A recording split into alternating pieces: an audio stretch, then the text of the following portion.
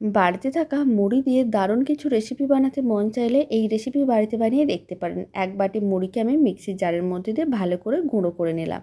এবার মুড়ির গুঁড়োটা মিক্সিং বোলের মধ্যে নিয়ে নিতে হবে। তার মধ্যে দিতে হবে হাফ কাপের মতন টক দই আর দিতে হবে হাফ কাপ সুজি। খুব ভালো করে সমস্ত কিছু মিশিয়ে নিতে হবে। এই সময় কিন্তু অল্প একটু জল দিতে হবে আর খুব ভালো করে মিশিয়ে নিতে হবে, কারণ মিশ্রণটা খুব বেশি ঘন না আবার খুব বেশি পাতলা না, এরকম মিডিয়াম ঘনত্বের বানাতে হবে। অল্প একটু লবণ দিয়ে খুব ভালো করে মিশিয়ে নিচ্ছি। মিশ্রণটা একেবারেই রেডি। এবার একটা কড়াইতে তেল গরম করে নিতে হবে। অল্প অল্প মিশ্রণ এইভাবে গরম তেলের মধ্যে দিয়ে দিতে হবে আর উল্টে পাল্টে মিডিয়াম টু হাই ফ্লেমে হালকা লাল করে ভেজে নিতে হবে। সমস্তগুলো হালকা লাল করে ভেজে নেওয়ার পরে এক সাইডে রেখে দিলাম। এদিকে আমি নিয়েছি বেশ কিছুটা পরিমাণ তেঁতুলের পাল্প, অল্প একটু লবণ দিলাম আর দিয়ে দিলাম জলজিরার গুঁড়ো।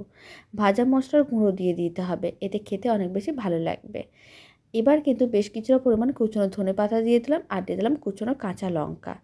এখন বেশ কিছুটা পরিমাণ জল দিয়ে সমস্ত কিছু একসঙ্গে ভালো করে মিশিয়ে নিতে হবে।